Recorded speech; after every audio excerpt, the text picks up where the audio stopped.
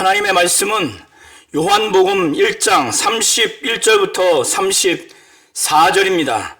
나도 그를 알지 못하였으나 내가 와서 물로 침례를 베푸는 것은 그를 이스라엘에 나타내려 함이라 하니라. 요한이 또 증언하여 이르되 내가 봄에 성령이 비둘기같이 하늘로부터 내려와서 그의 위에 머물렀더라.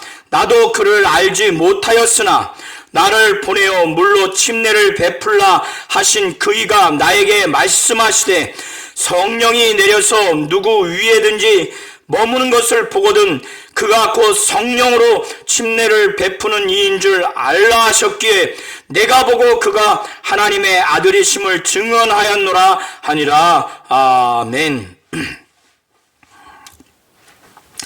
하나님은 믿음을 주시고 믿음을 도와주시는 분이십니다. 하나님을 기쁘시게 할 수 있는 것은 오직 믿음입니다. 그래서 히브리서 11장에 믿음이 없이는 하나님을 기쁘시게 할 수 없나니 하나님께 나아가는 자는 반드시 그가 계신 것과 자기를 찾는 자에게 상 주시는 이심을 믿어야 할지니라, 이렇게 기록하고 있습니다. 우리가 믿음을 얻으려면, 더 큰 믿음을 얻고 더 성령 충만한 신앙생활을 하려면 인간이 가지고 있는 지식, 경험, 인간의 의지와 노력, 인간이 모태로부터 신앙생활을 했던 그런 경험과 배경으로만 되는 것이 아니라는 것을 오늘 요한복음 1장 19절부터 34절을 통해서 우리가 볼 수 있습니다.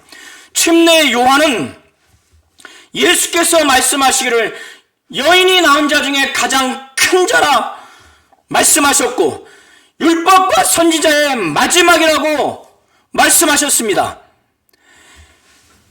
여인이 낳은 자 중에 가장 큰 자여 율법과 선지자의 마지막인 이 침례 요한, 그는 어릴 때부터 신령하고 거룩했습니다. 유대교에서 그는 아주 거룩하고 신령하게 신앙생활했고 또 하나님으로부터 부름을 받아서 율법과 선지자의 마지막 선지자, 그렇게 사역을 한 자라 할지라도 그의 인간적인 경험과 지식과 종교적인 배경, 그의 가문의 배경으로만 예수가 하나님의 아들이라고 하는 것을, 메시아 그리스도라고 하는 것을 도무지 알 수가 없었습니다. 침례 요한과 예수는 6개월 차이로 먼저 태어난 것이 바로 침례 요한입니다. 예수에게서 침례 요한은 6개월 먼저 태어난 형이에요. 침례 요한에게 있어서 예수는 동생입니다. 친척지간이에요. 그가 30년 동안 예수와 친척으로 지내면서 친척 동생으로는 알고 있지만은 도무지 하나님의 아들이라는 것, 메시아 그리스도라는 것을 도무지 알 수 없었습니다. 그런데 어떻게 알게 됐는가? 하나님의 계시와 하나님의 그 도움이 아니라면 도무지 알 수가 없었던 겁니다. 침례 요한의 정체성에 대해서, 그가 하는 사역에 대해서 유대 종교 지도자들은, 그리고 유대 사회에서는 이런저런 소문이 퍼졌습니다. 침례 요한이 그리스도가 아닌가? 아니라면 이 메시아가 오는데 그에 앞서 오는 엘리야가 아닌가? 그것도 아니라면은 모세가 예언한 자기와 같은 선지자가 올 것이라고 하는 그 선지자가 아닌가? 이렇게 세 가지로 소문이 났던 것으로 보여집니다. 유대 종교 지도자들은 더더군다나 그렇게 여겼던 겁니다.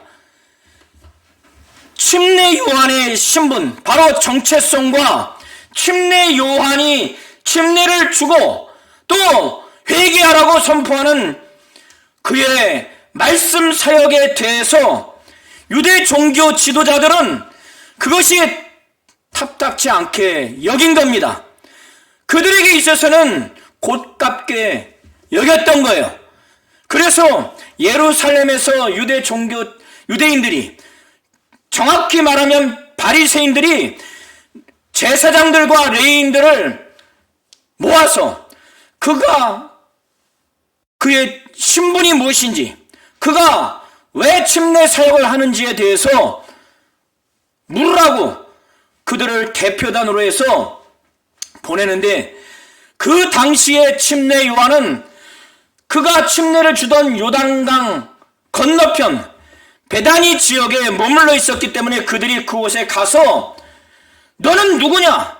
이렇게 정체성에 대해서 물었습니다. 그때 침례 요한은 이 물음에 대해서 아주 단호하게 대쪽과 같이 그는 자기의 신분에 대해서 숨김없이 아주 드러내서 말하는데, 그가 드러내서 말하기를 자기는 그리스도가 아니다.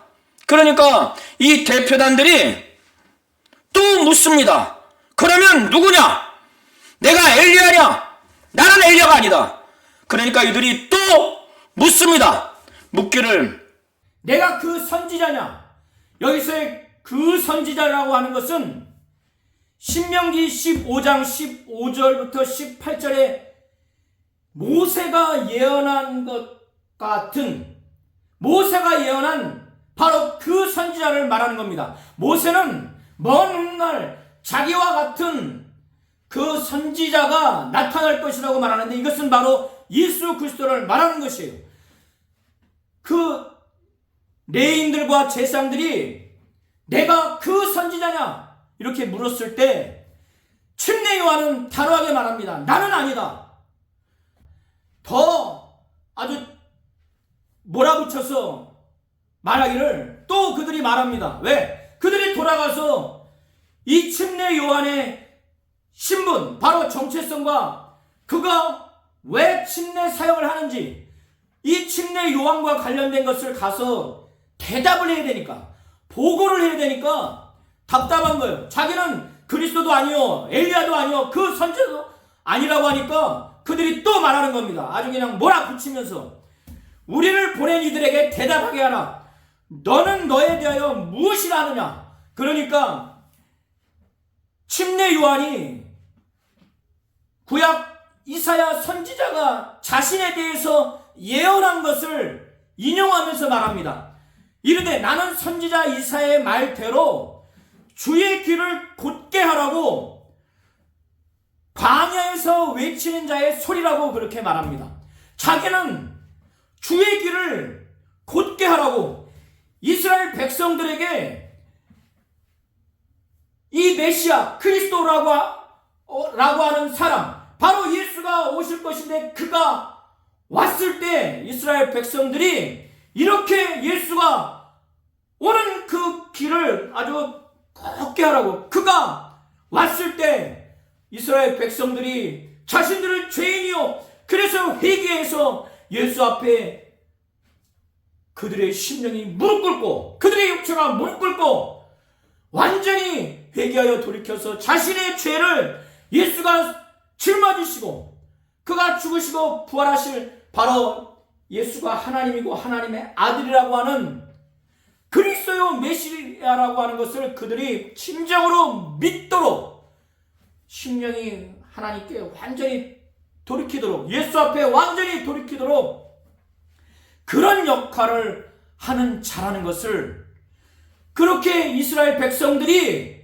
예수 앞에 완전히 변화되도록 그렇게 하라고 광야에서 이 사역을 하는 자의, 외치는 자의 소리라고 자신에 대해서 분명히 말합니다. 자신의 신분과 자신이 어떤 사역을 하는지에 대해서 분명히 말해요. 자기는 그리스도도 아니요, 엘리야도 아니요, 또 그 선지자도 아니라는 것을 분명하게 사도 바울은 말합니다. 유대 종교 지도자들이 침례 요한의 정체성, 신분에 대해서 생각했던 범주 안에 들어가지 않는 겁니다. 그들은 그리스도 아니면 엘리야 아니면 그 선지자라고 생각을 한 거예요. 그런데 침례 요한이 그리스도도 아니요 엘리야도 아니요 그 선지자도 아니라고 하니까 답답한 거예요. 이 대표단들은 다시 예루살렘에 돌아가서 바리새인들에게 침례 요한과 관련된 것을 대답해야 되는데, 보고를 해야 되는데, 그러니까 침례 요한과 관련해서 그가 물어요. 이들이 묻습니다. 또 물어 이르되 내가 만일 그리스도도 아니고 엘리야도 아니고 그 선지자도 아닌데 어찌하여 침례를 베푸느냐? 이 새 신분의 정체성을 갖지 않는 네가 어찌하여 침례를 베푸느냐? 그러니까 이 질문에 대해서 침례 요한이 말하기를 자신은 물로 침례를 베푸는 자라는 거예요. 그러면서 어떻게 보면 우회적으로 왜 침례를 주는지에 대해서 표현합니다. 그것은 바로 예수 그리스도를 바로 이스라엘에게 나타내게 하기 위해서 바로 침례를 주는 것이라는 것을 우회적으로 말하기를, 그래서 자신이 나타내야 할 그 예수가 어떤 존재인가. 그래서 26절에 말하기를 요한이 대답하되 나는 물로 침례를 베풀거니와 너희 가운데 너희가 알지 못하는 한 사람이 섰으니 곧 내 뒤에 오시느니라. 나는 그의 신발끈을 풀기도 감당하지 못하겠노라. 바로 제사장들과 레위인들이 엘리야도 아니고 그리스도도 아니고 그 선지자도 아닌데 어찌하여 침례를 베푸냐 했을 때 내가 이러이러하기 때문에 침례를 베푼다라고 직설적으로 말하지는 않았지만은 자신의 침례는 물로 주는 침례다 라고 말하면서 바로 자신이 이 침례를 주는 것은 이스라엘에게 있어서 바로 이 예수를 나타내게 하기 위해서, 바로 그런 배경하에서 자신이 나타내야 하는 이 예수가 어떤 존재인가, 이들로 하여금 이 예수에 대해서 아주 집중하도록 이것을 각인시키기 위해서 예수에 대해서 어떠한 존재인가를 말하는 겁니다. 그래서 너희가 알지 못하는 한 사람이 있었으니 내 뒤에 오시는 이라. 나는 그의 신발에 끈을 풀기도 감당할 수 없다. 그럴 정도로 그는 아주 뛰어난 분이다. 자기는 율법과 선지자의 마지막이요 또 여인이 난 중에 큰 자이지만은 자신은 유대 종교 그 가운데서 선지자로 부름을 받았지만은 자신은 죄가 있는 피조물이라는 존재일 뿐이고, 그러나 예수는 자신 뒤에 오는 그 한 사람은 자신이 신의 끈을 풀 수 없을 정도로 내가 그걸 어떻게 하나, 바로 그럴 정도로 그는 창조주라는 것, 바로 하나님의 아들이라는 것을 침례 요한이 우회적으로 그렇게 표현을 하는 것입니다. 이렇게 침례 요한이 유대 종교 지도자들, 바로 바리새인들이 보내서 침례 요한의 정체성과 그의 하는 사역에 대해서 물었을 때 그것을 답변한 후에 그 이튿날 요단강에서 침례를 주고 있었어요. 침례를 주고 있는데 예수께서 오시는 겁니다. 자신이 침례를 받아야 되는데 자신에게 침례를 받으러 오니까 사양을 했죠. 그러나 예수께서 침례를 받아요. 결국에는 침례를 받습니다. 그런데 예수께서 자기 앞에 올 때 그가 하나님이 깨닫게 해주시는 영안으로 예수를 봤을 때 30년 동안 같이 자란 사촌 동생으로 여긴 것이 아니라, 보여진 것이 아니라 세상 죄를 지고 가는 하나님의 어린 양이라는 것을 그가 확신하게 됐습니다. 이게 자신의 경험과 지식과 능력으로 됐겠습니까? 하나님이 계시했기 때문에 세상 죄를 짊어지고 가는 하나님의 어린 양으로, 영적으로, 영안으로 보여진 겁니다. 이 세상의 죄를 대신 담당하기 위해서 짊어지는 하나님이 보내신 하나님의 어린 양. 구약 제사 제도에서 이스라엘 백성들이 자신의 죄를 대신 짊어지기 위해서 짐승을 제물로 바치죠. 양을 제물로 바칩니다. 어린 양을 제물로 바쳐요.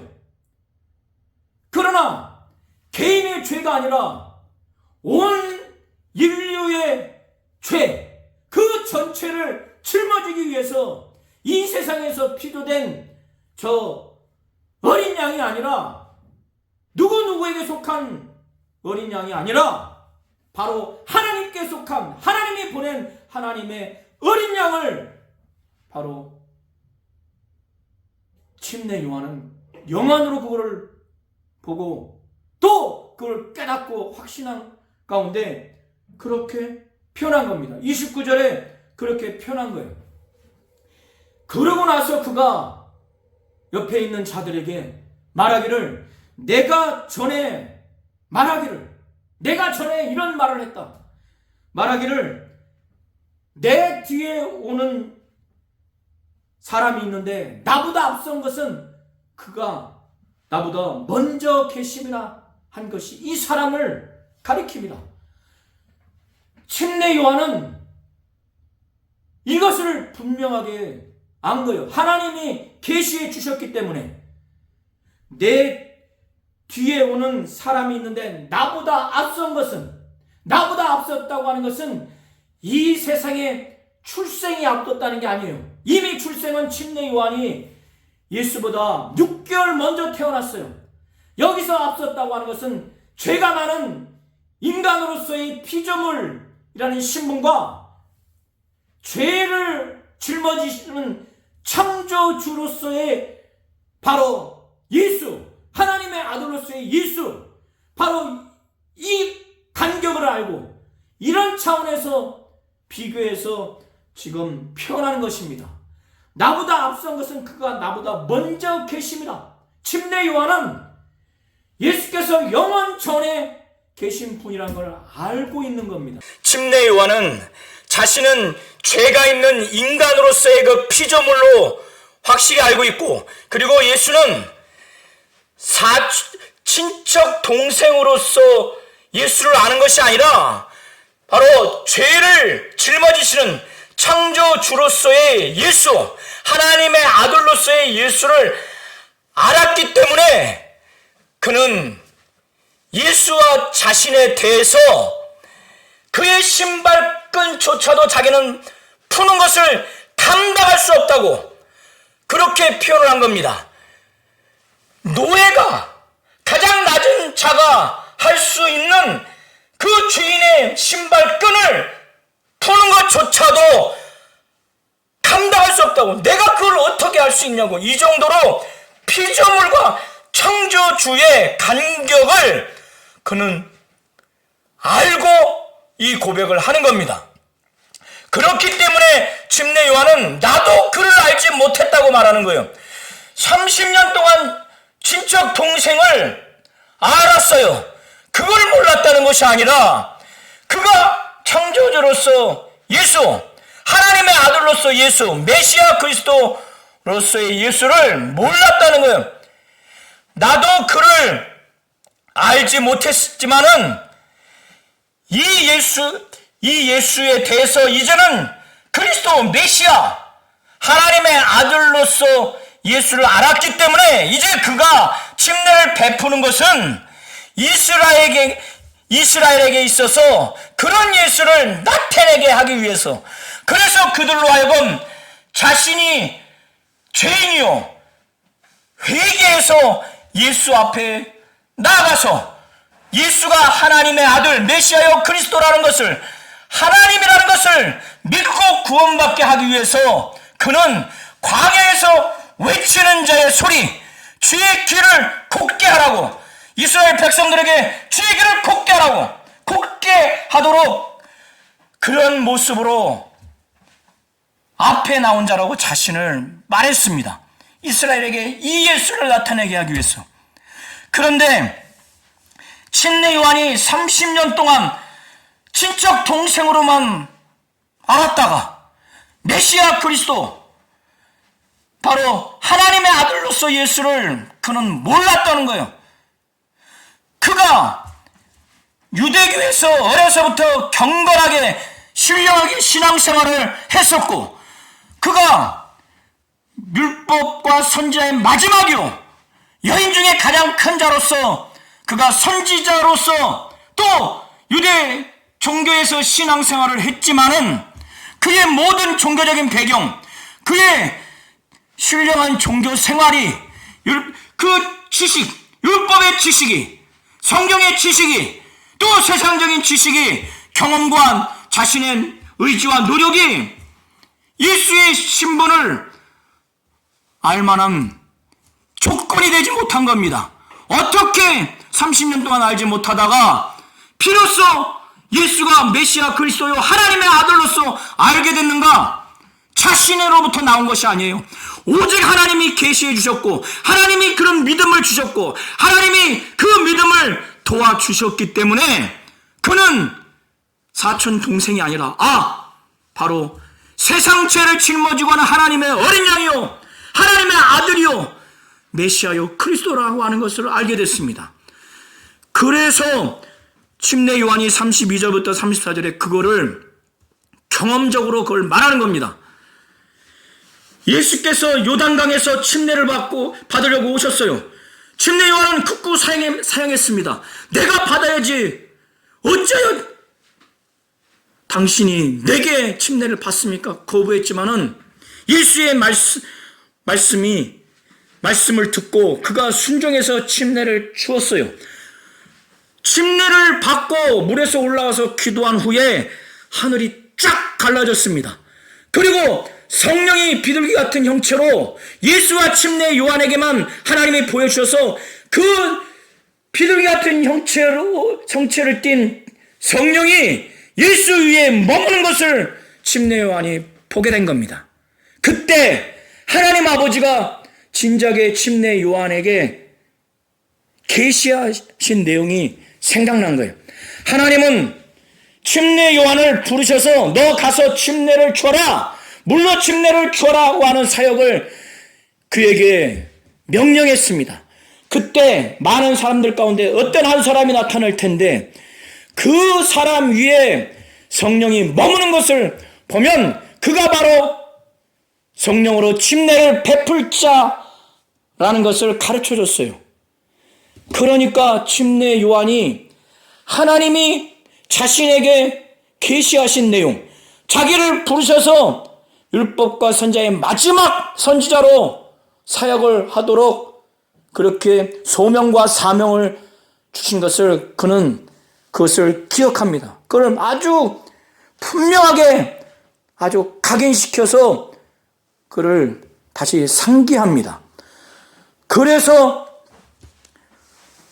예수께서 침례를 받고 물에서 올라오시고 기도하신 후에 하늘이 갈라지고 성령이 비둘기 형체처럼 그 위에 머무는 것을 딱 보고 나서 이가 바로 성령으로 침례를 베풀 자, 바로 하나님의 아들이구나 확신을 갖게 됐어요. 그래서 그것을 증언했다고 33절부터 34절이 바로 그 내용입니다. 침례 요한이 얼마나 대단합니까? 율법과 선지자의 마지막이요, 여인이 난 자 중에 가장 큰 자입니다.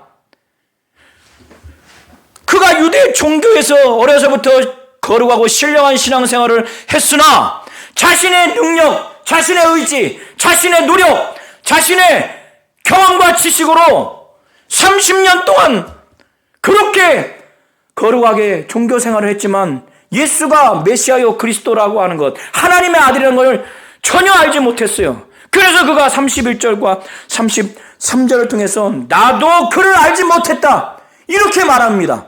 이런 침례 요한이 어떻게 예수에 대해서 그렇게 정확하게 알게 됐는가? 하나님이 그를 부르셨고 선지자로 부르셨고 침례 사역을 주라고 사명을 주셨고 예수가 오시는 그 길에 그가 앞서서 그 역할, 예수가 메시아요 그리스도라고 알리는 일, 이스라엘에게 그것을 나타내는 그 일로서 소명과 사명을 받았고 또 하나님이 그에게 직통으로 계시해 주셔서 그 위에 성령이 머무는 것을 보거든 바로 그가 성령으로 침례를 베푸는 자인 줄 알라, 하나님의 아들이라는 것을 알라 했기 때문에 그가 예수의 신분을 정확하게 알게 된 겁니다. 예수 위에 성령이 머문다고 하는 것은 잠시 있다가 나그네가 어느 집에 머물듯이 그렇게 머무는 것이 아니라 영원토록 예수와 함께 하는 차원에서 머문다는 표현입니다. 이렇게 침례 요한이 대단한 존재지만 유대교의 종교적인 배경과 그 경험, 거룩한 신앙생활을 했지만 또 율법을 잘 알고 성경을 잘 알았지만 그것으로 예수를 알게 된 게 아니에요. 자기의 의지와 노력과 지식과 경험으로 자기의 젊음의 패기로 알게 된 게 아닙니다. 여기에서 우리 성도님들이 잘 아셔야 돼요. 예수가 하나님이고 하나님의 아들이라는 것을 확실히 믿는 분들과 믿지 않는 분들이 교만하거나 거만하거나 또 좌절하고 낙심할 이유가 없어요. 왜?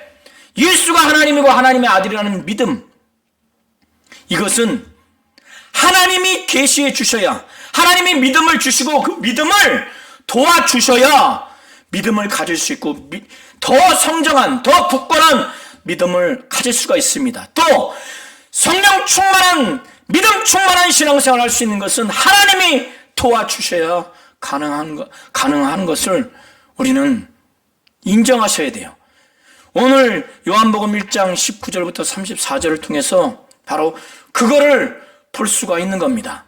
우리 성도님들이, 우리 온 교회가, 온 가정이 예수가 하나님이고 하나님의 아들이라고 하는 이 믿음이 있다면 더 성장하고 더 믿음이 충만한, 성령 충만한 신앙생활하기를 원하신다면, 또 이 믿음이 없다 할지라도 이 믿음을 갖기 원하고 이 믿음이 더 성장하기 원하고 더 믿음 충만한 성령의 이끄는 신앙생활하기 원한다면 인간이 갖고 있는 어떠한 것을 다 내려놓으시고 그걸 의존하지 마세요. 오직 하나님이 정말 계시해 달라고, 하나님이 믿음을 달라고, 하나님이 믿음을 성장시켜 달라고, 하나님이 성령 충만한 믿음 충만한 신앙생활을 하게 해달라고 하나님 앞에 절대적으로 의지하고 순종하고 복종하시기 바랍니다. 그러면 하나님이 정말 역사하셔서 계시하셔서 믿음을 주실 것이고 믿음을 성장하게 하실 것이고 성령 충만한, 믿음이 충만한 신앙생활을 할 수 있을 것입니다. 하나님은 믿음을 주시는 분이시고 이 믿음을 성장케 하시는 분이시고 이 믿음이 충만한, 성령 충만한 그런 신앙생활을 하게 하시는 분이시라는 것을 우리 모든 성도님들이 믿고 의지하시기를 예수의 이름으로 축원합니다.